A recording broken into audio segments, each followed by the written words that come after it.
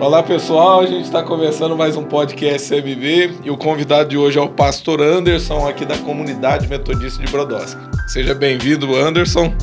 Obrigado, pastor, é um prazer estar aqui com vocês. Ô Anderson, começa a falar um pouquinho, quem que é a pessoa do pastor Anderson? Então, eu sou Anderson, natural de Brodowski, queria deixar isso bem claro, muita gente acha que eu não sou de Brodowski, mas o papai dizia que eu fui feito e nasci aqui em Brodowski, então sou um menino da terra, apaixonado por Brodowski, que me criei em São Paulo, passei lá alguns 17 anos, mas por um propósito de Deus, no momento dele, acabei voltando para Brodowski. Hoje estou aqui casado, graças a Deus, com a Márcia, minha esposa, e tenho 3 filhos e hoje sou pastor na comunidade, que para mim é das maiores vitórias que eu tenho na minha vida. Ô Anderson, começa falando um pouquinho da tua infância, como é que era, como é que foi sua criação aí, né? Você começou falando que você foi para São Paulo, né? Mas começa falando um pouco. Exatamente. Foi em 2 passeios. Meu pai veio passear em Brodowski e me fabricou, diz ele, né? Então, se ele falou, eu acredito. Então, fui fabricado aqui. E a outra vez, quando minha mãe, pelas contas do médico, faltava 20 dias para mim nascer, resolveu vir até Brodowski passear, ficar um pouquinho com as tias, né? E meu pai trouxe ela, voltou para São Paulo, e nisso que meu pai voltou para São Paulo, eu nasci. Eu nasci, e só não nasci no sítio, porque meu avô tinha um Gordini na época que me levou para a cidade e eu acabei nascendo em Ribeirão Preto, no Beneficência Portuguesa. E meu pai logo veio nos buscar, fiquei 10 dias aqui, né, recém-nascido, e depois voltei para São Paulo e fiquei lá quase até os 17 anos. Foi quando Como é que foi? Foi num namoro isso aí? Você nasceu de um namoro? Não, eles já eram casados. Tá. Eu sou o caçula, né? Falou, veio pra cá pra fabricar? Não, ele veio passear. Veio com ela. Veio curtir o final de semana com a família no interior, na sua terra. Tava feliz, me fabricou. Depois voltou para São Paulo. Voltou para São Paulo e quando faltava pouco para mim nascer, minha mãe decidiu vir passear, ver a família e tal.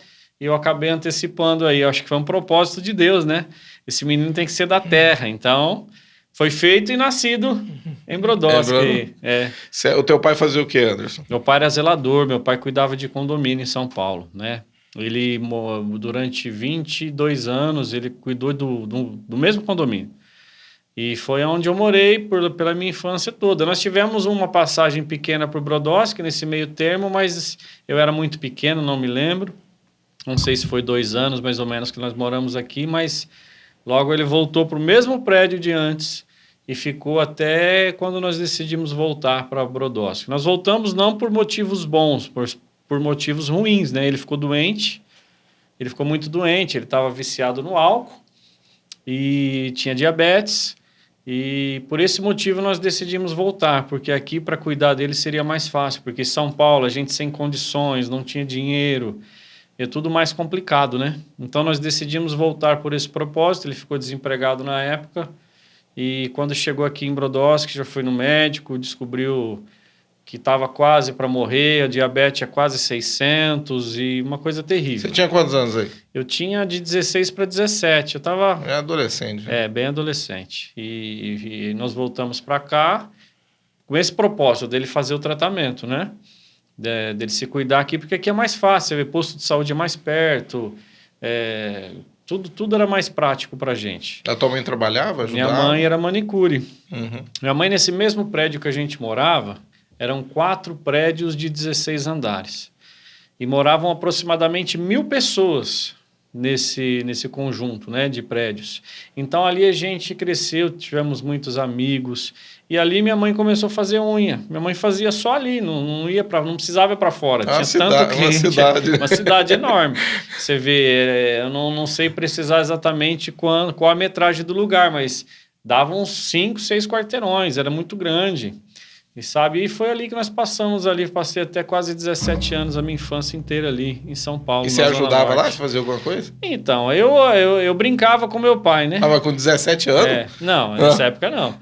Eu ajudava meu pai, sim, eu aprendi muita coisa com ele. Coisas que eu faço hoje, foi coisas que eu aprendi lá com ele. Parte elétrica, atendimento, cuidado, manutenção das coisas. Isso ele fazia tudo nos prédios lá nos apartamentos? Fazia tudo. Meu pai quase ficou louco lá, coitado. A gente morava no local e tinha dia do interfone tocar 10 horas da noite, meia-noite, tinha que sair, ajudar. Então, um pouco dele ter ficado doente foi o estresse. Ele não soube Eu ia te perguntar, né? Isso aí. Vocês moravam dentro do lugar, dentro de um conjunto de prédio que tinha umas 1000 pessoas, a vida de vocês era ali. Era ali. Era uma cidade praticamente, né? Porque São Paulo é tudo grande, são avenidas. Então, a gente não era igual ao interior, que você vai brincar na rua. Né? É muito difícil você brincar numa rua de uma avenida movimentada na qual a gente morava. Então a gente brincava dentro do prédio. Dentro do prédio tinha 2 ou 3 quadras, tinha piscina, tinha um playground enorme. Então a gente viveu ali, né? E sinto muita saudade dos meus amigos que lá ficaram. A gente, graças a Deus, tem contato até hoje.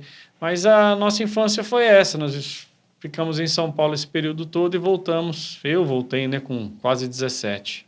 Minhas irmãs são mais velhas, né? Nós somos 3 irmãos, 2 irmãs e eu, né? E elas são mais velhas do que eu, sou caçula da família, xodó. Aí você voltou para cá, 17 anos, e demorou muito para você se converter? Eu me converti, eu devia de ter mais ou menos uns 21 anos quando eu me converti. Foi muito tempo depois, né? Não foi muito tempo depois, não. Eu, quando vim para Brodowski, não vim com o intuito de estudar, nem nada disso. O intuito foi fazer o tratamento do meu pai. A gente não sabia se a gente ia ficar aqui ou não, se ia voltar para São Paulo ou não, mas pelo propósito de Deus, hoje eu entendo que foi o propósito de Deus. Porque quando eu vim para cá, as coisas começaram a encaixar, sabe?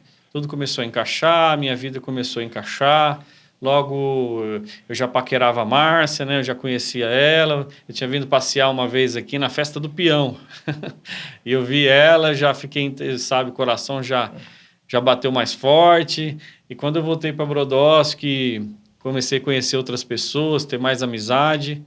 E logo eu pedi a Márcia em namoro. Então, e estamos juntos até hoje. Você era cowboy, né? Meio cowboy. Não tem meio, né? Eu era um paulista, mas com o coração no interior. Gosto muito de cavalo, gosto muito de mato, fazenda, gado, pescar, sou apaixonado. Mas todo pescador tem uma desculpa, né? Herdei isso do Jesus meu pai, era né? pescador, então, né? Os discípulos, todos pescadores. Jesus disse, sejam pescadores, então temos que ser pescadores. Nem Jesus era pescador, né? Os discípulos eram. Ô, Anderson, como é que foi tua conversão? Então, aí conheci a Márcia, a gente começou a namorar, né? Pedi a Márcia em namoro, mandei um buquê de rosas para ela na escola, ela quase me matou. Começamos a namorar, namoramos 2 anos, depois casamos. Aí nasceu o nosso primeiro primogênito, o William, né? Hoje tem 22 anos. E nesse período, quando a gente assumiu um relacionamento sério, a gente constrói a nossa família, né? Aí a nossa vida começa, literalmente, porque a nossa vida como um filho, quando a gente está debaixo da cobertura do pai e da mãe, é uma coisa, mas quando você assume o papel de marido, de pai, né? É uma outra coisa. Você falou que teu primeiro menino veio logo depois, vocês casaram. Isso, nós casamos e logo depois ele nasceu, né? E aí de início eu não tinha profissão, ela era costureira na época, né? E eu trabalhei em vários lugares, trabalhei na Gota Dourada, trabalhei em vários outros lugares, trabalhei na prefeitura, mas o nosso salário sempre foi muito pequeno. Na época eu ganhava 300, 350 reais, ela ganhava 400, 450 reais. E a gente começou a nossa trajetória, dela, né? Tava melhor que você. Mas ela já era formada, costureira, né? Eu não, eu ainda tinha que aprender alguma coisa ainda. E foi assim, nós começamos, casamos, o William nasceu, aí eu comprei uma casa lá no Girardi, na época quando fez o Girardi, né, Luiza Girardi, ficamos um período lá e foi quando a nossa vida começou a acontecer algumas coisas que gerou um peso, né, nossa vida financeira, nós não dávamos conta, o fardo que eu levei para o meu casamento, o fardo que ela levou para o casamento também pesava muito, porque ela também o pai dela foi embora, ela tinha 13 anos de idade, ela sofria muito, então a figura de paternidade para ela era diferente. Então nós começamos a ter muitos conflitos no casamento, nessa época. E para resumir, que é uma história longa, um dia eu saí andando lá no Girardi, né, naqueles terrenos onde é a praça ali, que não é praça, né? Que só tem o gramado, a plantação ali. Eu saí um dia ali à noite, meio que desesperado, e eu fiz uma oração sem saber, né? Foi a oração que mudou minha vida. Eu falei, Deus, eu sei que o Senhor existe. Me fala o que eu faço para te encontrar, porque eu não aguento mais, eu não sei o que eu vou fazer. Você tinha brigado com ela logo assim? A gente discutia, né? Toda discussão trazia o passado dela para dentro, toda discussão trazia o meu passado, a gente não tinha experiência, a gente não tinha sabedoria nenhuma. Você vê... Novo? Eu casei novo, eu casei com 19 anos, ela tinha 21 anos, então não é igual hoje, a gente tem muita informação. Naquela época a gente não tinha tanta informação, a gente era meio que dependente de conselho de pai, de mãe, que era uma coisa maravilhosa, que é o que se perdeu hoje, né? Então, assim, logo meu pai faleceu também, eu fiquei sem pai. Eu sem pai porque meu pai faleceu, ela sem pai porque o pai dela tinha ido embora. Então, a nossa figura paterna, né, que era o que a gente mais precisava, não tinha, que era aquela referência, que era aquele apoio, né? Nem ela e nem eu. Para ajudar a trazer uma estrutura. Exatamente, né? Uma orientação, uma direção. E nós tínhamos as nossas mães, mas mãe é mãe, né? Mãe é acolhedora, né? Mas eu precisava de um pai. Eu sempre necessitei, eu sempre amei meu pai, caminhei com ele, né? Sempre honrei meu pai. Meu pai, ele ficou dependente do álcool, mas eu nunca deixei de amar ele. Eu estava sempre com ele, caminhando com ele. Então, quando ele faleceu, foi um baque, né? Foi um baque. Aquilo, para mim, foi um buraco, um vazio que não conseguia preencher aquele espaço, né? Uhum. E foi quando eu busquei em Deus. Eu falei, Deus, me fala onde o Senhor está, que eu já tinha procurado em vários outros lugares, no espiritismo, já tinha feito tanta coisa e não ia, não sentia. Aquele vazio sempre... aquele buraco, aquele oco sempre azucrinando a minha vida, né? E eu sabia que eu tinha que ter alguma coisa, eu sabia que estava faltando alguma coisa. E eu fiz essa oração. E pouco tempo depois, a gente acabou tendo que sair da nossa casa, porque a gente não tinha condições de pagar. Nossa casa no Girardi. Eu acabei vendendo a casa, assim, por um preço bem baixo mesmo, para pagar a parcela atrasada, a água atrasada, para não perder nome. E eu fui morar no fundo da casa da minha mãe, que era um quarto e um banheiro. Era um quarto e um banheiro só, no fundo da casa da minha mãe, onde meu pai ficava. Porque quando meu pai adoeceu, ele se isolou, ele não queria ficar no meio da família, sabe? Ele queria ficar mais isolado, mais no cantinho dele, porque ele tinha os problemas de saúde dele.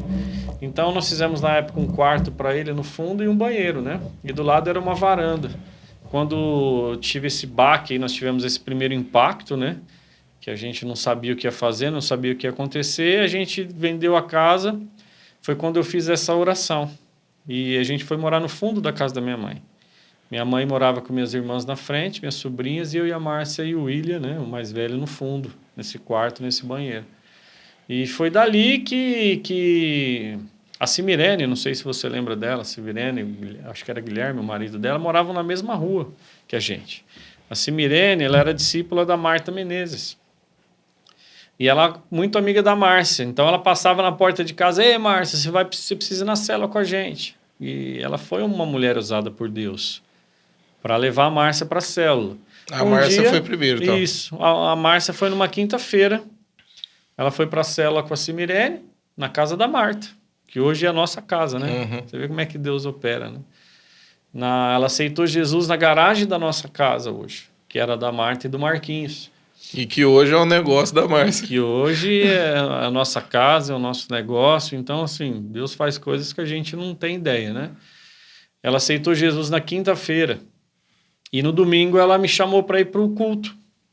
Ela gostou, ela foi impactada, né, pela palavra, pela célula, pela união das irmãs, ela foi impactada e ela falou, vamos. Eu falei, eu vou fazer o quê em igreja de crente, né? Eu não vou não, vai você e tal. E ela ficou insistindo. Eu e a Márcia, a gente sempre andou junto. Então, a gente sempre fez as coisas juntos. E desde o início, né? E eu, para agradar a Márcia, eu falei, então tá, vamos pro culto então. Vim com a intenção só para agradar ela, né? Para não ficar, ele não andou comigo, ele não, né? Vim com ela sem expectativa nenhuma. Eu falei assim, Achei tudo muito louco, né? A igreja era virada ainda, não tinha esse prédio grande, era metade só. Eu falei, vou entrar pela portinha ali e na primeira cadeira que eu achar eu já vou me esconder para ninguém me ver, né? Esse era o pensamento. E assim foi feito. Foi na época de uma explosão, de uma unção que muitas pessoas se convertiam.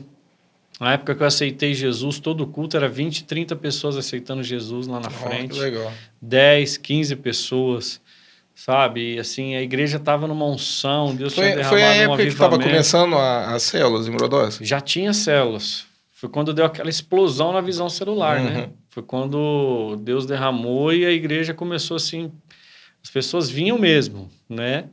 Participavam das células e das células o culto. E foi assim, eu vim pro culto, assisti o culto, achei tudo muito louco, né? Aqueles crentes com pano, com li, orando em línguas e profetizando, e uma unção tremenda, eu não entendia nada, não sabia de nada, achei tudo muito louco. Mas na oração de aceitar Jesus, eu fiz a oração, né? Aquela oração que a gente faz no final do culto, e fui convidado até ir lá na frente, para que os pastores e líderes orassem pela nossa vida. Confesso que até esse momento, normal, não estava sentindo nada.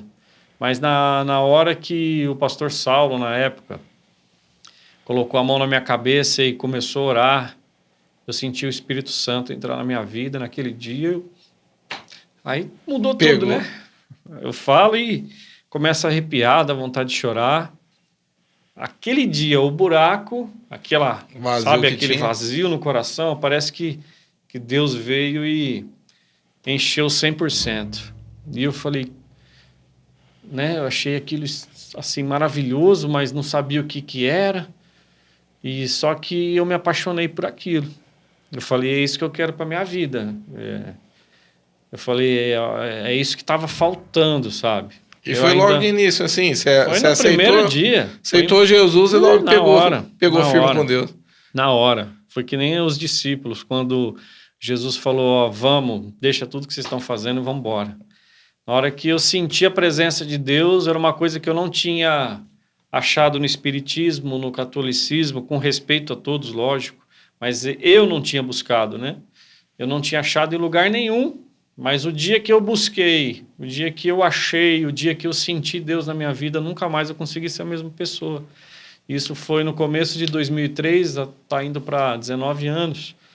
E desde lá para cá, Deus tem feito um trabalhar lindo na nossa vida, né? Na nossa casa. E foi essa a nossa história. Eu falo mas eu e a Márcia sempre juntos, caminhamos juntos. Ela aceitou no mesmo dia, ela também foi impactada. E na segunda-feira eu já estava na célula. Na segunda-feira, eu já, na época, o Fausto, né, que a gente tinha trabalhado junto na prefeitura, ele me viu aceitando Jesus lá na frente, ele já ficou desesperado, ele também era novo convertido, e ele estava indo na célula do pastor Osmar, e lá na casa do finado Carlão. Ele me pegou lá na frente no final do culto e falou, não, você vai na célula comigo, você vai na célula comigo. Eu falei, eu vou na célula sim. Onde que é a célula?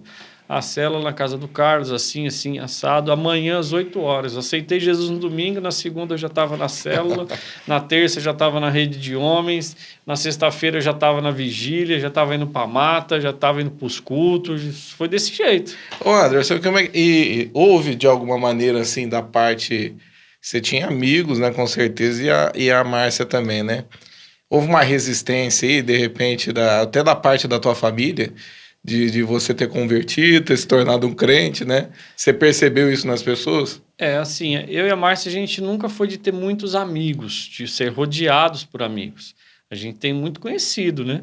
É lógico que aquela pessoa que te chama para uma cervejinha já fica meio assim, né?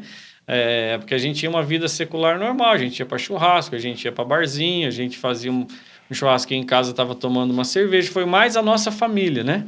Foi mais a nossa família, mas o engraçado é que não deu quase nada, não deu nem tempo deles respirar.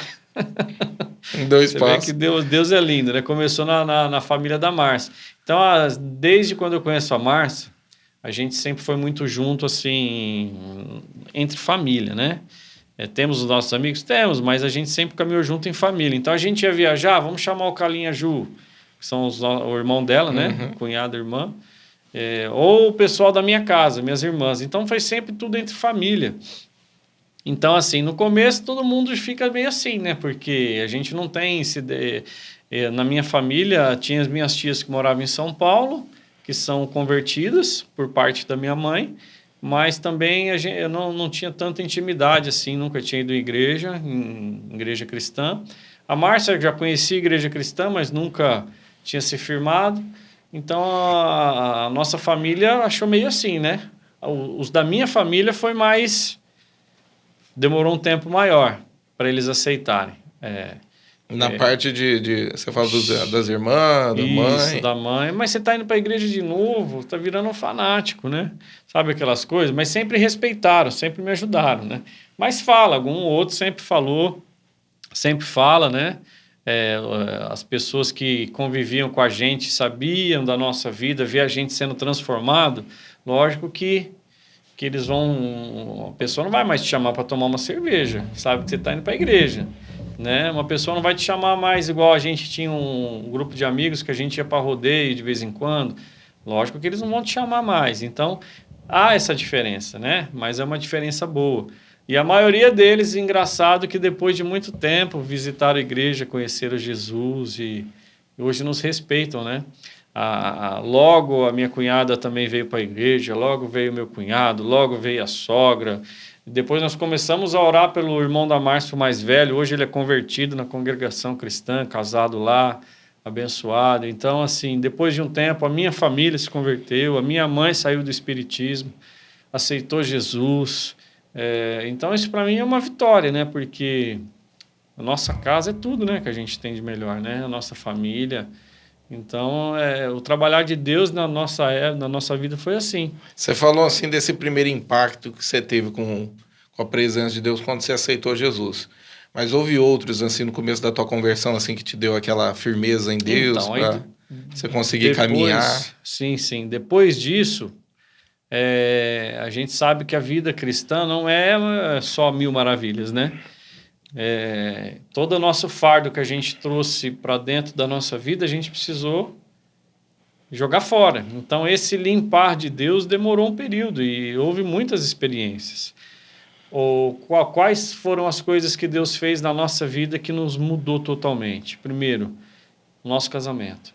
Nosso casamento, a gente entendia, eu e ela, que o nosso casamento precisava ser mudado.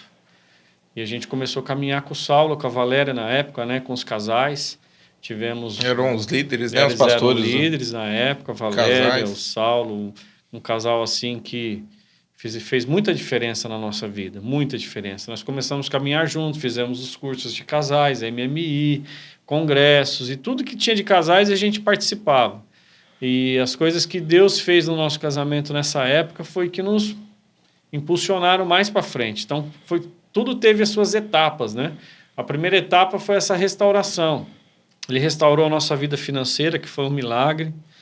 Foi uma coisa que eu não acreditava que eu ia conseguir, que era ter um bom salário, que era trabalhar por conta, que era comprar uma casa, comprar um carro, ter um dinheiro para ir num restaurante, para passear com a família. E foi rápido esse processo? Foi rápido, não demorou muito não. Eu me converti, pouco tempo depois um pastor teve uma profecia ao meu respeito, um pastor de São Paulo.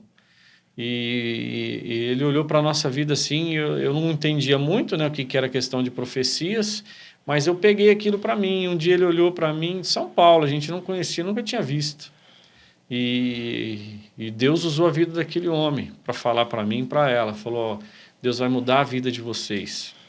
Isso era mais ou menos em novembro, dezembro, e ele falou, até o meio do ano, Deus vai restaurar a vida financeira de vocês. Até o meio do ano, Deus vai mudar o casamento de vocês. Deus está abrindo portas, Deus está me mostrando chaves sendo entregues hoje.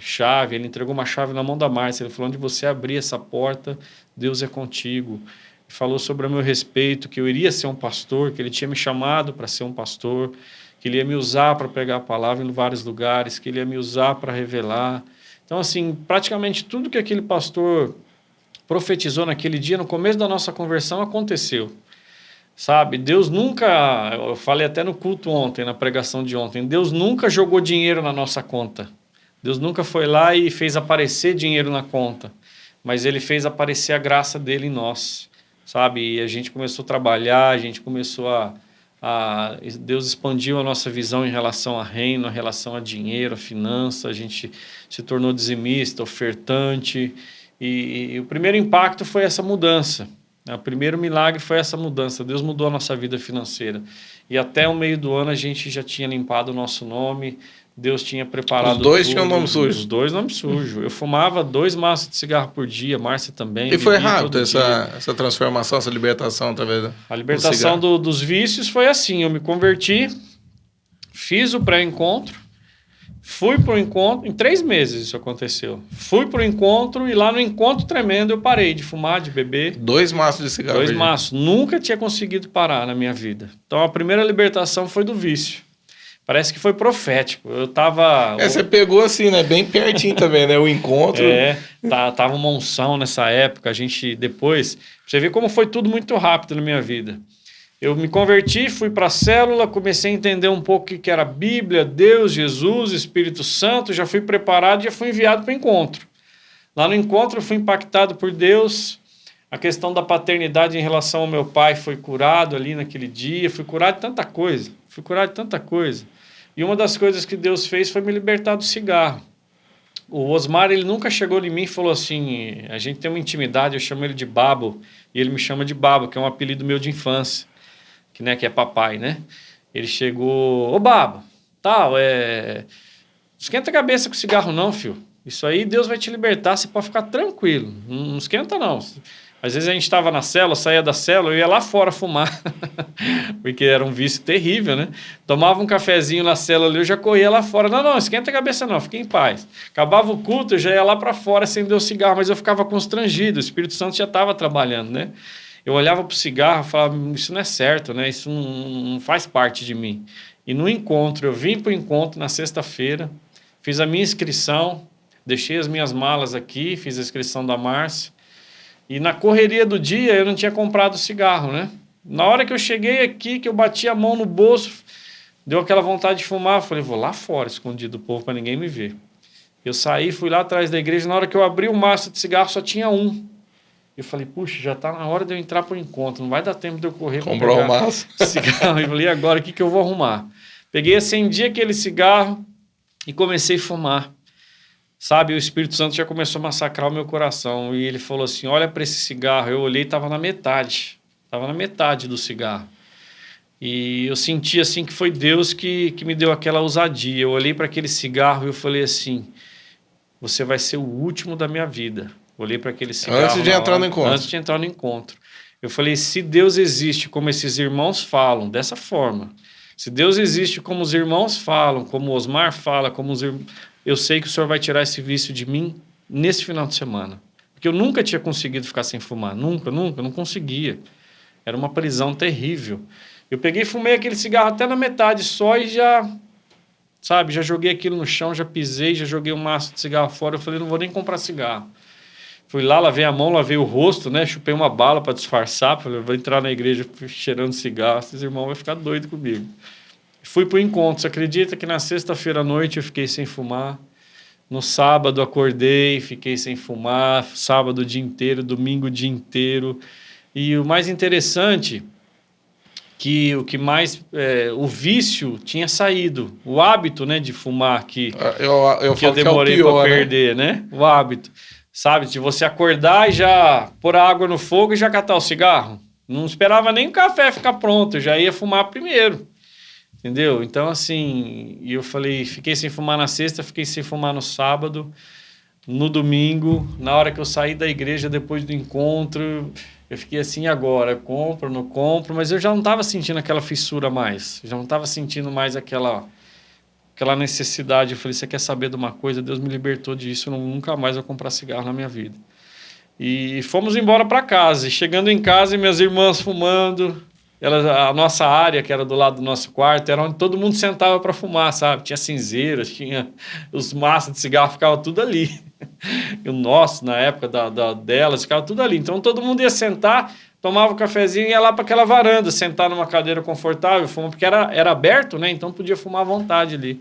Cheguei naquele ambiente, já não fumei mais. Na segunda-feira não fumei, na terça-feira não fumei. E hoje eu estou aqui, graças a Deus, para a honra e glória dele, sem fumar. Então foi um impacto, foi uma vitória, né? A Márcia também, só que a Márcia, assim, ela foi um pouquinho mais tentada do que eu, né? Na segunda-feira ela estava em casa e ela falou que lutou com aquilo. Ela falou que chegou até a pegar o cigarro na mão, mas ela jogou dentro do balde de água. Ela fez o encontro junto com você? Tudo junto. Tudo na minha vida da Márcia foi tudo junto. Fomos libertos. E ela também fumava? Também fumava. Também fumava. A minha vida secular normal, como a gente tinha antes. Tudo meu e da Márcia foi junto, né? Então, é por isso que a gente caminha junto até hoje. A gente aprendeu que eu e ela junto, a gente pode todas as coisas. Então, a gente caminha junto até hoje. Ô, Anderson, qual que foi a fase mais difícil que você enfrentou na tua vida? No começo da nossa conversão foi a enfermidade que o William teve, mais velho.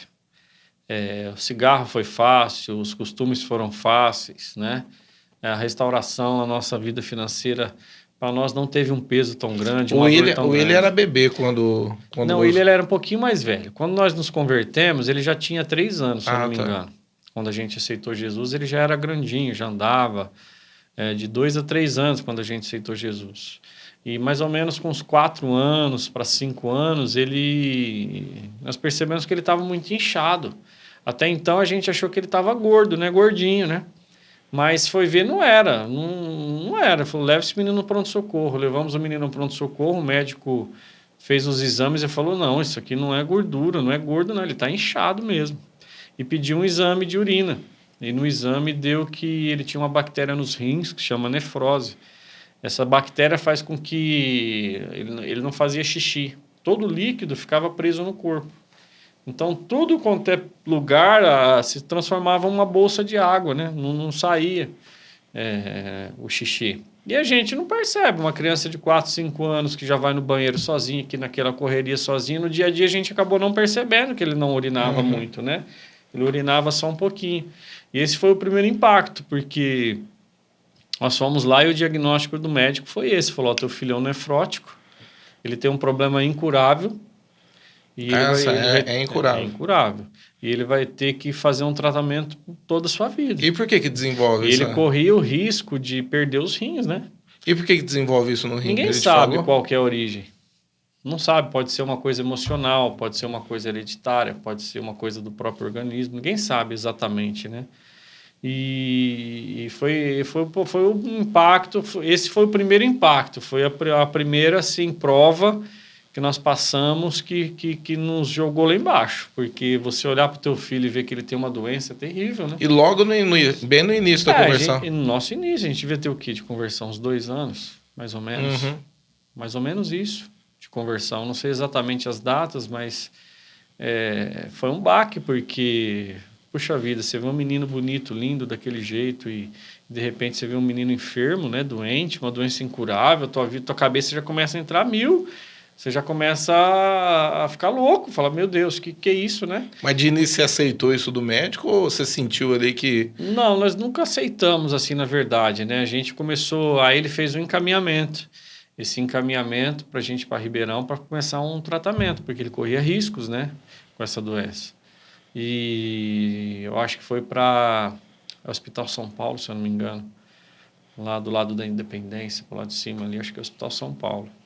Fomos para lá ele começou a tomar um medicamento muito forte, porque o corpo dele estava vulnerável a qualquer vírus, bactéria, ele podia ficar doente a qualquer hora, ele não tinha proteína no corpo, né?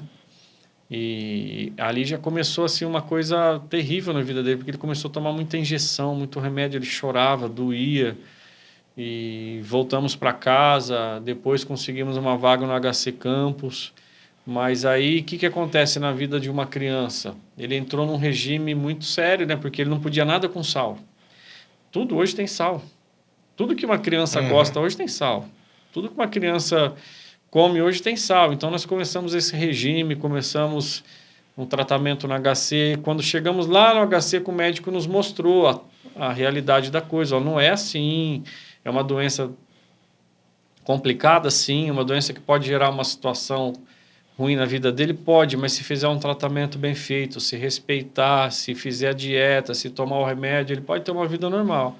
Só que nós nunca aceitamos.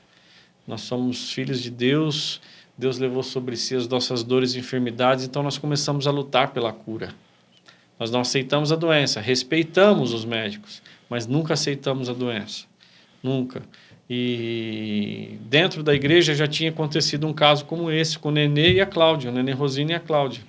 O Isaac também foi acometido da mesma enfermidade. E o Isaac tinha sido curado. Olha que legal. Da mesma enfermidade. O pastor Jefferson falou, Anderson, procura o Nenê. Conversa com o Nenê, com a Cláudia, eles vão ter uma experiência para contar para vocês. A gente procurou eles na época, eles falaram a mesma coisa, que não era para a gente temer, não era para a gente ter medo, porque dava o tratamento. E ele tinha sido curado, né, pelo pastor Jorge. Ele recebeu uma oração e foi... ele foi curado. Não sei exatamente como foi a cura dele, não sei te explicar, mas ele tinha sido curado. Então, para nós foi mais um incentivo, né? E foram anos lutando, anos lutando. Uma hora...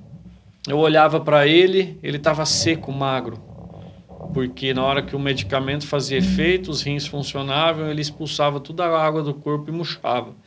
Uma bexiga, murchava. Ele não tinha gordura no corpo, essas coisas, porque menino já não costuma ter, criança, né? Então, a hora que ele estava gordão, que você falava, nossa, ele está forte, eu olhava para ele, ele estava fraco. Uma das coisas que me marcou foi uma vez que eu olhei para ele, e assim, sabe quando a pessoa fica doente, você olha aquele fundo nos olhos, sabe, magrinho. Eu falei, não, eu não aceito isso. E nós oramos. Minha sogra fez uma campanha de 2 anos, se eu não me engano, 1 ano. Nossa, então ficou bastante tempo, então. Ela vinha para a igreja descalça, ela saía a pé lá da vila. Aí eu lembro que ela me contou isso uma vez. Entendeu? E minha mãe não era convertida nessa época, minha mãe buscava do jeito dela lá no espiritismo. E eu falava, mãe, não é assim, mãe, não mistura espiritismo, sabe? Fiz um trabalhar com a minha mãe nessa área, lutamos muito pela minha mãe. E fizemos jejum pelo William. Todo dia eu saía, olhava ele no quarto e falava, eu não aceito. Eu aceito meu filho curado, eu profetizo a cura. E a Márcia, a mesma coisa, nós na mesma fé. E um dia aqui na igreja, orando, né? Num culto de homens... o mesmo pastor que curou Isaac, o mesmo pastor estava pregando, mas ele não me conhecia, ele não sabia de nada. E eu me ajoelhei no chão e eu clamei a Deus mesmo, de verdade. Falei, Deus, cura ele, né? O senhor não precisa me dar mais nada. Eu falei na época, o senhor não precisa me dar mais nada se o senhor não quiser. Mas uma coisa que eu te peço é a cura do William, né? Porque ele tomava 40 miligramas de Medicorten, não podia ir no aniversário, não podia comer um salgado, não podia nada. Eu falei, isso não é certo na vida de uma criança, né? Tudo que se forma na nossa vida é na nossa infância. E eu escutei o Espírito Santo falar no meu coração, ele está curado. A partir de hoje ele está curado. Não precisa mais dar remédio, confia em mim que ele está curado. E eu tomei posse da cura, cheguei em casa, eu falei, Márcia, aconteceu isso. Amanhã você não dá mais remédio para ele. E ela fez... E como é que ela encarou numa boa? Encarou numa manga. Márcia sempre foi doida. A Márcia sempre... porque dependendo da mãe já entra num desespero. Na verdade, na nossa vida foi tudo no sobrenatural. Foi tudo assim, numa palavra lançada de Deus sobre nós. Foi tudo através da Bíblia, foi tudo crendo no que os homens nos ensinaram. Nossa caminhada, a gente nunca duvidou, a gente nunca questionou. Se a pessoa falava, faz isso que vai dar certo, a gente fazia. Se a Bíblia falava, faz isso que vai dar certo, a gente fazia. Então eu falei assim, Deus curou ele, nós não vamos mais dar remédio, a partir de amanhã você não dá mais remédio. 40 miligramas de um remédio que é usado para o tratamento do câncer. Então assim, você tirar isso de uma vez, o menino podia ter uma parada cardíaca, podia ter uma complicação muito séria. E mas também vocês não sabiam disso? Sabíamos, mas nós agimos pela fé. Porque ele já tinha passado por vários processos de desmame, né, que fala, né? Quando ele melhorava, o médico começava a tirar toda semana, ele tirava 5 miligramas do remédio. Ia tirando, até ele chegar a tomar 5 miligramas. Aí quando ele piorava, voltava lá no 40 de novo. Então a gente sabia que existia o desmame. Mas quando Deus opera, filho, não tem desmame, não tem nada não, é na hora. E como é que foi assim para vocês saber que aquela atitude através da fé trouxe Então, a cura para ele? Vocês fizeram algum exame, descobriu isso? Como é que foi não isso? fizemos. Nós tomamos posse da cura dele, paramos com medicação. E no dia do retorno no médico que nós contamos o que tinha acontecido. Quanto tempo depois? Ele ia semanalmente no médico, Uhum. quinzenalmente a gente tinha que levar ele. Eu tinha que levar ele um dia para fazer exame e no outro dia para ver o resultado. Então a gente já estava nessa rotina já desgastante há algum tempo. E eu acho que numa semana depois, no máximo 10 dias depois, o médico examinou e falou: Nossa, ele está muito bem. Tá muito bem, tá perfeito, tá sadio, tá Vocês bonito. quietinho. Nós quietinho. Nesse dia eu não fui. Você não foi a Não. Márcia que foi. Nesse dia a Márcia foi. É porque só pro pai, ele, né? entrou com ele na sala tal, e ela me conta que quando ela contou que tinha tirado a medicação, o médico disse que o médico deu um grito, deu um pulo na mesa lá, porque ele não aceitava, né? É difícil, eles não conhecem, né, Deus, né? Não tem essa experiência de cura, né? Tudo para eles é a ciência, tudo para eles é a medicina que cura. Mas ele aceitou a nossa fé. Então nós começamos a trabalhar com o que os homens falavam, mas exercendo o que o reino de Deus nos falava. Então, se o reino de Deus falou que foi cura, então ele foi cura. Ele acompanhou por um período de 1 ano, mais ou menos. Depois de 1 ano, ele deu alta.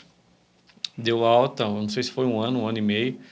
E o mais difícil não foi chegar para ele e falar que ele estava curado. O mais difícil foi crer todos os dias e olhar e falar assim, ele está curado, ele está curado. Porque nossa carne é fraca, né? Aí, interessante também, né, dizer que o médico, ele deve ter tido uma experiência com Deus ali, né? Porque Deus ele ficou 1 ano acompanhando ele, né? E ele estava preparando a sua equipe porque ele ia se aposentar. Já era um médico bem graduado, sabe? Então, foi um baque para ele, né? Deus sabe, né? Ele estava preparando a equipe para a sua aposentadoria. Então, ele estava levantando ali homens e ele era referência aqui no estado de São Paulo nesse tipo de tratamento de rins, né? Ele era uma referência. Então, para todo mundo ali foi um baque. Que Deus quis mostrar para você, não vai aposentar sem você entender. Eu acho que foi uma experiência para ele também, né? Ele viu a cura, né? E por várias vezes ele usou a imagem do William, para você ter ideia. Uma vez ele chegou até a abrir a porta do consultório, levar o William lá na fora, o William e a Márcia lá fora, e gritar, falar alto, falar aqui, ó, o exemplo de uma mãe, o exemplo de um menino que faz o tratamento, que respeita a sua fé, está aqui, ó. Porque lá naquela sala existia pessoas com o mesmo problema que ele que não se desenvolvia. Eu vi um menino de 16 anos com um corpo de 8. Nossa. Sabe? É terrível. Famílias desestruturadas, famílias que não respeitavam os médicos, que não davam remédio. Então esse médico, como desabafo, foi lá e mostrou o William e a Márcia. Então já foi um testemunho ali dentro, né? Eu não sei se ele creu, eu não sei como é que ele está hoje, se ele ainda é vivo ou não. Mas com certeza alguma coisa aí. Mas eu sei que Deus mostrou para ele que é possível sim, que não é só homens, não. Então esse foi uma das maiores vitórias que a gente teve no começo. Logo que veio outras depois, mas a mais marcante que a gente vai testemunhar muito foi essa. Tivemos outras curas também. Eu fui curado de problema de garganta, de dor de cabeça. A Márcia foi curada também de várias enfermidades. A última que ela foi curada foi de nódulos no seio. Então a gente aprendeu essa experiência, nos ensinou que a gente pode viver pela fé e crer pela fé que tudo vai acontecer, né? E eu ia te perguntar, muito. Você teve uma experiência pessoal com Deus dentro da tua família. Houve outras situações como um líder de frente, como um pastor, que Deus, você pôde contemplar essas experiências de orar por alguém e algo acontecer? Teve várias. Uma das experiências que eu tive foi de ministrar louvor, de cantar. Foi a primeira assim, que me marcou ministerialmente falando. Por quê? Nós não temos músicos na família, nós não temos cantores na família, nem eu na minha, nem a Márcia na dela. Eu sabia tocar um pouquinho de violão, porque a gente tinha um grupo de amigos, ficava tocando aquelas musiquinhas sertanejas. Olhava na revistinha, antigamente você comprava uma revistinha Vinha as letras. Você comprava, vinha a cifra ali, né? Por exemplo, Zezé de Camargo e Luciano, você ia lá e comprava do Zezé de Camargo, vinha ali 10 cifras. Então a gente brincava com aquilo ali. E quando eu me converti, o meu violão estava em cima do guarda-roupa já fazia anos lá guardado. e acendeu uma chama no meu coração sobre o louvor, sobre a adoração, que aquilo me queimava, aquilo ia consumindo todo o meu entendimento. Eu falava, eu preciso entrar no ministério de louvor. Aí comecei a tocar violão de novo, tocava na célula, né? Ia na célula, ia na vigília, ia nos lugares, levava o violão sem saber nada, tocava, cantava um pouco. Só que eu nunca cantei na minha vida. Nunca cantei em barzinho, nunca cantei em karaokê, nunca cantei. Minha voz era terrível, né? E eu creio que Deus me curou e me capacitou para ser um ministro de louvor. Então esse foi o primeiro impacto, porque eu não cantava. De repente, eu entrei no ministério de louvor só para tocar violão. Para mim já bastava. E você sabe o Jefferson, o jeito que é, né? O Jefferson é uma benção. Nessa época da visão celular, a gente precisou fazer 3 cultos. 3 cultos, da manhã, das 5 e das 7, porque lotava a igreja, lotava. E a igreja era dividida no meio, não tinha todo aquele espaço. E a gente tinha domingo que ficava os 3 cultos. Ficava eu, Samuel, a Lúcia, o Mário, o Gordo, o Gustavo, o Adam tocou na época junto com a gente. Nossa, nós ficava os 3 cultos, as meninas cantando. E um dia o pastor, chegou uma hora que os ministros não estavam dando conta, né? Precisava levantar mais ministro. Aí o pastor falou para a Lúcia, para o Samuel, falou, coloca o Anderson para ministrar todo domingo à tarde. Mas ministrar de pôr o microfone lá na frente mesmo. E eu falei, ai meu Deus, misericórdia. Falei, pastor, não, nós vamos... Vamos dar um cortinho aqui, o Eric. O Eric está ali atrás, ali, ó, editando o vídeo. Ô, Eric, se acostuma com isso, viu? O pastor, quando pegar no teu pé... é ou não é, Anderson? Ele e o Gledson já são os próximos. Tá rindo lá atrás. Lá. E aí, como é que foi o teu primeiro dia? Terrível. Terrível. Tudo desafinado, tudo atrapalhado. Coração quase saía pela boca, não tocava, não cantava, não ministrava. Não conseguia fazer as duas coisas ao mesmo tempo. Foi terrível, terrível. Só que eu nunca desisti, sabe? Todas as vezes que eles falavam, você vai ministrar, eu ia. Mesmo com vergonha, mesmo com medo, mesmo às vezes pagando mico, eu ia. Eu ia e chegou uma época em que começou a fluir, sabe? Chegou uma época em que começou a ir. E dentro do louvor, ministrando louvor, Deus mudou a minha visão em relação ao reino, ao Espírito Santo, em relação a profecias, em relação à cura. Aí eu comecei a me entregar mais, sabe? Comecei a me entregar mais. E para mim, a adoração, através da música, né? Porque adoração são várias outras coisas, mas através da música, a adoração para mim fez uma diferença muito grande, porque ela me conectou com Deus de uma forma íntima. A adoração, ela gerou uma intimidade entre eu e Deus tremenda. Uma intimidade que até hoje já fazem anos e não acaba, sabe? É o ministério que mais te atrai antes? É um ministério que eu sou apaixonado, cara, pelo louvor. Não tem... Eu já participei de vários outros ministérios, já fui líder recentemente de um ministério de casais.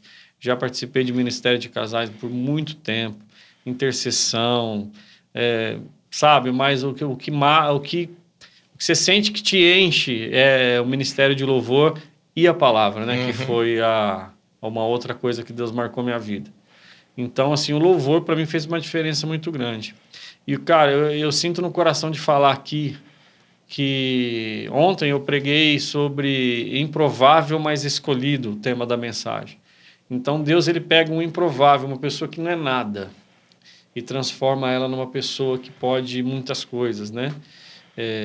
Deus me pegou uma pessoa que não tem incidência nenhuma de músico, mas ele me capacitou a cantar, né? Na verdade, a adorar, né?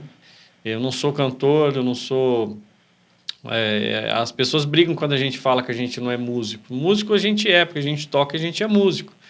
Mas eu não me considero músico, eu me considero como um adorador. Eu sou um adorador, né? Eu gosto de me enquadrar dessa forma, porque se você pegar e aplicar a música em mim, você vai ver que eu não sei nada de música. Eu não sei nada como tocar nem como cantar, não tenho técnica. Então, assim, eu me considero um adorador, e foi dentro dessa adoração, foi respeitando, foi ouvindo e acreditando na palavra dos nossos líderes. Então, às vezes, a gente brinca, ó, você tem que ministrar louvor, ó, você tem que tirar oferta, você tem que... Mas é dessa forma que começa, é dessa forma que começa a gerar coisas no nosso coração. E quando eu olhava o ministério de louvor, eu falei, Deus, eu quero estar ali. Não para aparecer. Deus sabe que quanto mais eu me escondo, melhor é. Não para aparecer, porque Deus conhece o meu coração, sabe que não foi para aparecer, mas foi para estar naquela dimensão, naquele lugar, fazendo aquilo, sabe? E dali foi aonde que Deus abriu o leque para tudo, né? O ministério da palavra, profecias, curas. Deus me usou de tantas maneiras para curar outras pessoas, E eu ia te profetizando. perguntar isso, tem alguma experiência assim, você lembra que Deus te usou para curar a vida de alguém, para restaurar a vida de alguém em uma oração? Algo mais, assim, sobrenatural, assim, que Deus manifestou ali? As primeiras vezes foi quando eu expulsei demônio, né? Essa é boa, né? Meu Deus, apareceu a pessoa endemoniada na frente, não teve jeito. Falou, vai ter que sair. E põe a mão na cabeça, sai em nome de Jesus. Aí saía. Aí você, opa! Deu certo. Deu certo. Ou quando não, você começar a colocar a mão sobre as pessoas receberem unção, né? Foi uma outra coisa que marcou muito, né? Depois de um longo período de libertação, lógico, né? A gente começou a usar a imposição de mãos e as pessoas receberem unção. Isso para mim também foi muito lindo, porque Deus estava me usando, né? Usando o improvável, né? Usando aquele que não tinha expectativa nenhuma para fazer a sua obra em outras pessoas. Depois Deus começou a me usar com profecias, olhar para as pessoas e falar, ó, Deus está falando isso para você assim, assim, assado. Deus está te curando, eu ministrando louvor, pregando a palavra. E Deus começou a fazer dessa forma, sabe? E até hoje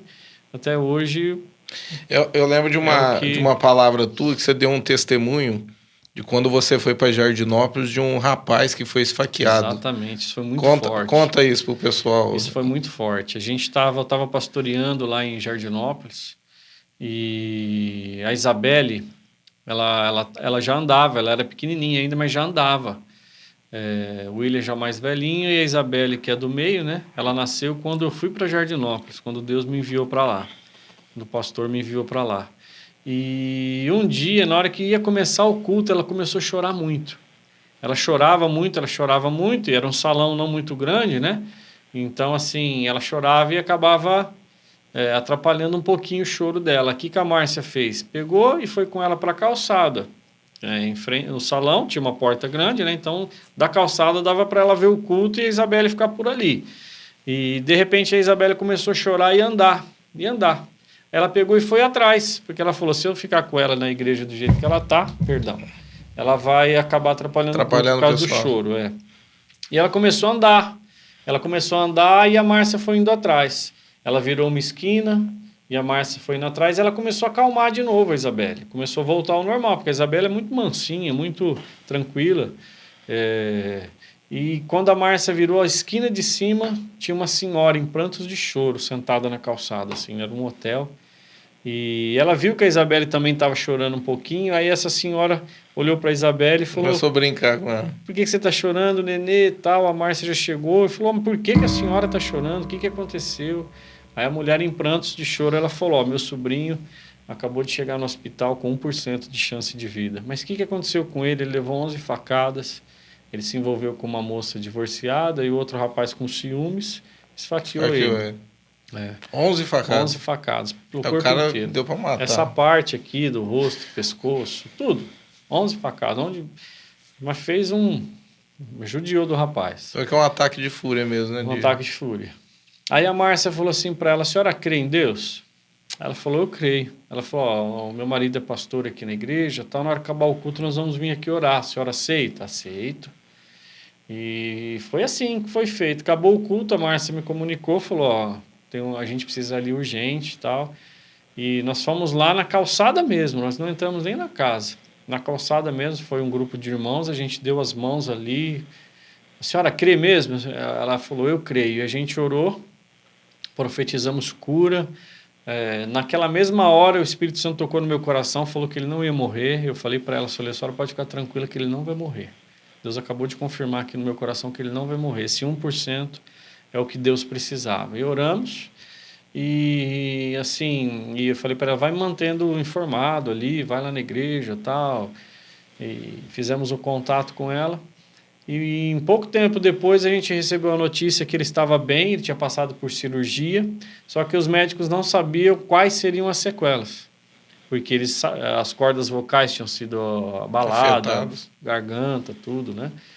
E os médicos não sabiam quais seriam as sequelas. Eles sabiam que teriam sequelas, mas não sabiam quais. E nós continuamos orando. Deus, não vai ter sequela nenhuma, cura ele totalmente, vai daqui, vai dali, oração. Em 30 dias me chamaram para ir na casa dele fazer a visita para ele. Cheguei lá na casa dele e estava tomando Coca-Cola. Estava com um copo de Coca-Cola na mão. Falei, cara, você está tudo costurado. Ele estava sem camisa. Menino novo. Novo, de uns 19, 20 anos. Estava tudo costurado. Você olhava assim, cicatriz, um corte enorme na barriga, tudo cortado no pescoço e tal. Olhava para ele e falava, você está tomando Coca-Cola, isso aí é corrosivo, vai te estourar tudo por dentro. Ele falava, eu estou tão bem. Começou a falar, falei, meu Deus, você está falando? Ele falou, estou falando. Falei, sim, aí, como é que você está? Ele falou, estou bem, pastor, e tal. Começou a agradecer pela oração, já tomei uma coca com ele ali, geladinha.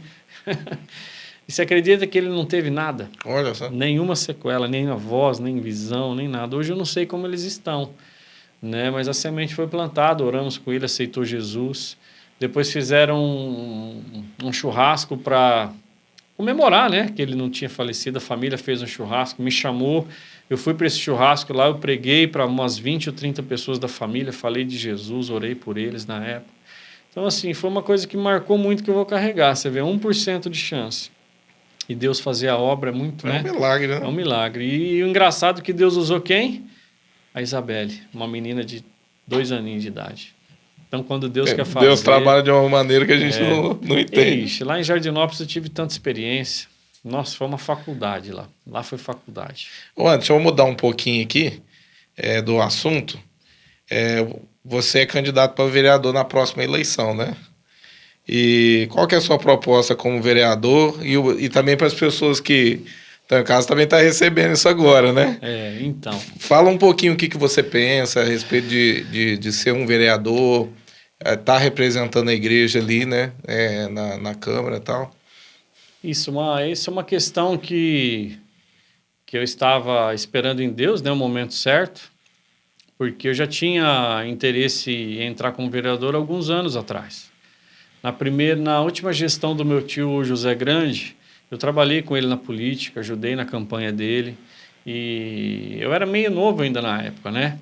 E ele sugeriu, ele falou, filho, vamos trabalhar, na próxima a gente vai te lançar como vereador. Só que nesse intervalo eu converti, nesse intervalo do final da gestão dele para uma outra eleição, eu me converti. E quando eu me converti, eu comecei a andar muito perto do Marquinhos da Marta, né? Porque, então, pouco tempo eu já fui trabalhar com ele ali na loja, tal, que foi um outro testemunho que a gente fala depois. E o Marquinhos já era candidato a vereador, né? Então, nessa época, já não me interessava mais ser candidato, porque eu já estava numa outra visão, num outro impacto. Eu queria Deus, eu queria Jesus. Então, nessa época, eu apoiei o Marcos, né? Na época, ele se elegeu. Toda a família, minha família votou nele na época, não sei se foi 1 ou 2 vezes, eu não me lembro agora. Aí, posterior isso, o pastor Jefferson saiu e a gente, como a gente anda junto, estava debaixo de unidade, eu deixei ele, respeitei, né? Não que eu deixei, não é isso. Eu respeitei porque como seria 2 pastores, ia ficar meio confuso, né? Então, eu apoiei ele, né? E agora, com a nova visão, com o novo que Deus tem feito com o pastor Jefferson, ele não vai sair mais de vereador. Ele vai para prefeito? Ele vai sair como candidato a prefeito, aí acendeu de novo, né? Uma coisa que eu estava no coração um tempo atrás, eu falei, pastor, se você não for sair mais de candidato, eu gostaria de sair candidato, se você quiser, pela igreja e tal. Ele falou, não, perfeito. Então, nasceu de novo, né? Voltou aí essa chama de novo. E o que Deus fez na minha vida durante esses últimos anos de conversão é o que eu quero implantar como projeto. O que é? Eu trabalhei muito com trabalho social, conheço muitas necessidades de Brodowski, dos bairros, Você anda Brodowski inteiro, né? Brodowski Você tá dentro da casa de todo inteirinho, mundo. de Né? ponta a ponta, de cabo a rabo, todas as ruas, vielas. O pessoal que tá em casa e não conhece teu trabalho, fala um pouquinho como é que funciona, o pessoal saber. Quem não conhece, eu trabalho, para você ver, antes de eu trabalhar com antena e sistema de segurança, eu trabalhava na prefeitura, na vigilância hoje sanitária. é a empresa da Intersat, né? Hoje é a Intersat, é. Antes eu trabalhava na vigilância sanitária, que já fazia esse trabalho de casa em casa, em todas as ruas da cidade, em zona rural. Eu conheço toda a zona rural de Brodowski, para você ter ideia. Né? A gente ia vacinar cachorro na zona rural, a gente fazia campanha de contra a dengue, essas coisas lá de vetores, né? No final, eu cheguei a vacinar 300, 400 cachorros por dia. A gente rodava as roças tudo vacinando a cachorrada. Depois a gente ia fazendo a campanha de vacinação humana, a gente levava as enfermeiras. Então a gente conhece Brodowski de ponta a ponta, fizemos muitas amizades. Depois comecei a trabalhar com antena, junto com o Marquinhos Menezes, na época, como funcionário. Depois de um tempo ele parou, comprei a loja, né? E continuamos trabalhando. Então eu conheço Brodowski de ponta a ponta, zona rural, divisa. Faz quanto tempo já que você trabalha com antena? Olha, faz muito tempo. Acho que eu já me converti e já fui trabalhar com isso, quase 19 anos, 18 anos. O pessoal te conhece bastante. Então eu converso muito com as pessoas. As pessoas expressam muito as suas necessidades, principalmente nos bairros mais carentes. Sabe? Então, assim, eu tenho no meu coração que eu vou lutar para isso, né? Para essas pessoas mais carentes, para os bairros mais carentes. E hoje, como empresário também, eu tenho uma outra visão. Eu gostaria muito de trabalhar com os empresários. A gente sabe que o vereador ele vai fiscalizar, ele vai ter que montar os projetos, ele vai ter que ajudar nos projetos. Né? A gente sabe de tudo isso. Isso envolve um geral. Mas tem coisas que a gente se dá melhor em fazer, né? Que a gente faz melhor, vamos dizer assim. Então, eu gostaria muito, eu vou estudar esses últimos 2 anos e meio, aí, agora que faltam para a eleição, né? Eu vou estudar um pouco sobre tudo e eu quero chegar lá na frente preparado para fazer esse trabalho, mas direcionado por Deus, lógico, né? Não por mim, homem, né? Porque a gente não é capaz de nada, mas tudo direcionado por Deus. E tomara que o pastor ganhe, eu ganhe e a gente possa mudar a política de Brodowski, né?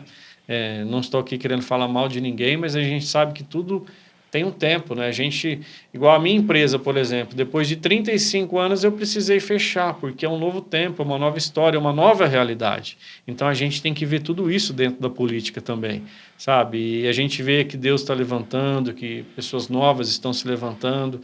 Então nós vamos trabalhar com esse intuito, né? De fazer melhor um trabalho social nos bairros e ver se ajuda aí nesse lado empresarial da cidade, trazer mais empresas, recursos, sentar com os empresários, o que vocês acham, o que tem que melhorar, o que acha que tem que ser colocado, e ajudar, né, o prefeito, se for o Jefferson, se quem for, tá aí buscando recursos, está ajudando, independente de lado A, lado B, eu acho que isso aí tinha que acabar, sabe? Então essa é a minha expectativa para a próxima eleição. Um Brodowski melhor aí. Um Brodowski melhor.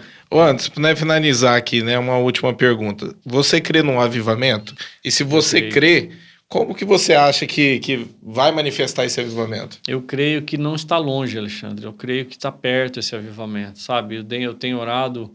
Você crê que é algo assim, tipo Brasil, ou algo a respeito de mundo? Eu creio que Deus tem algo a realizar no Brasil. E eu creio que, não pelo Brasil, mas eu acho que quando acontecer isso no Brasil, automático já vai acontecer no mundo, né? Eu creio nisso. A gente está vendo que tudo está indo para o final, para aquilo que a Bíblia diz, né? Final dos tempos. Tudo está acontecendo e caminhando para um final dos tempos. Só que não vai se acabar sem antes ter um avivamento. Eu creio nisso. Né? E para mim tá bem próximo. Esses últimos 2 anos, Deus tem falado muito ao meu coração, que Deus tem levantado pessoas, Deus tem estruturado igreja, Deus tem separado pessoas para fazer a obra, sabe? E aqui entre nós, aqui entre ministério aqui de Brodowski, essa vinda do William, essa vinda do Daniel, o seu levantar, o meu levantar, todos que estão aqui, esses meninos novos, essa nova geração que está chegando de líderes, né? Eu creio que Deus está preparando essas pessoas. Eu falo assim que eu fico impactado com os jovens de hoje, né? O Exatamente. comprometimento deles, né? A fidelidade que eles têm em Deus. Exatamente, eles negando o mundo para servir o Senhor com uma sede, busca, sabe? Então eu creio que Deus está estruturando, Deus usou essa enfermidade terrível agora, esse Covid, para mudar a igreja, para transformar a igreja, sabe? E eu tenho certeza que nós aqui, nós vamos experimentar esse avivamento. E você acredita assim num avivamento através de uma igreja perseguida ou não? Tipo assim, não, eu acredito que Deus vai despertar a igreja e alguma coisa vai acontecer sem ter uma perseguição. A perseguição aqui no Brasil já tem, né? Já está no ar aí, né? São leis, são tudo isso. E eu creio que é uma sequência de fatos. Lógico que a gente não vai sofrer uma perseguição de morte, mas... Como há em outros países, isso, né? como há em outros países. Mas de uma outra perseguição, sim, você vê. Vão querer fechar templos, vão querer mudar a palavra, vão querer nos proibir de falar a verdade. Isso aí vai existir. Mas a gente estava até conversando, né? Todas as vezes que isso acontece, Deus levanta a igreja de uma forma poderosa. Então, se houver a perseguição, vai ser mais um sinal. Foi assim com a igreja primitiva, né? Ela teve que ser perseguida para sair e a palavra chegar em todas as nações. Então, eu creio que vai ter sim, que pessoas vão se levantar contra o evangelho, querer mudar, querer fechar portas, querer fazer leis, nos obrigar a muitas coisas. Mas eu tenho certeza que Deus vai agir, que Deus está agindo. E que no momento que menos esperar, essas próprias pessoas que estão perseguindo irão se converter, né, em nome de Jesus, e vai vir um grande avivamento. E nós vamos ter que estar todo mundo preparado para esse avivamento. Eu quero estar nele. eu sempre comento, né, que é aquele versículo onde fala assim, né, que as portas do inferno não prevalecerão contra a igreja. Amém. Eu acredito que a igreja não é somente templo, parede, né? Não. Ou de repente, tipo, você não poder se expressar ou falar de Deus, né? Mas eu acredito que a igreja ela passa a ser além, né? Quando ela está na rua, quando ela provoca um avivamento dentro de casa, na família, no trabalho, né? Isso é igreja, né? Porque hoje a gente tem uma mentalidade que igreja é um templo, é aquilo ali. Isso é só uma referência, né? Nós vamos nos encontrar lá, isso. Mas nós somos a igreja, né? Essa semana, depois que a gente conversou a respeito de templo, se não existir mais o templo, como vai ser... Sabe, eu não sei se eu estava dormindo, eu não sei se foi no momento de oração, me veio uma palavra assim muito forte. Cada casa é uma igreja. Sabe, verdade. Se não existir o templo, a sua casa vai ser igreja. A minha casa vai ser igreja. A casa do Erickson vai ser igreja. Quantas igrejas vai fechar uma porta aqui? Por exemplo, não vai ter mais o nosso templo, vai fechar a porta. Mas cada casa de um membro nosso vai ser uma igreja. Quantas igrejas vão estar abertas dentro de Brodowski? Não é verdade? Dói no coração você saber, né? Mas eu fico imaginando como vai ser se cada casa se transformar numa igreja. Se cada vizinho que escutar um louvor, uma palavra for tocado pelo Espírito Santo. Isso é legal, né? Sim, isso é verdade. Tá vendo? Porque, para imaginar. Às vezes a gente deixa de fazer tanta coisa dentro da nossa casa, ou até com os nossos filhos e parentes, porque a gente sai para ter um compromisso dentro da igreja. Exatamente. E talvez esse tempo vai ser um tempo mais produtivo, né? Um tempo maior ali, né? O que o Covid fez na vida das pessoas? Colocou todo mundo dentro de casa junto de novo.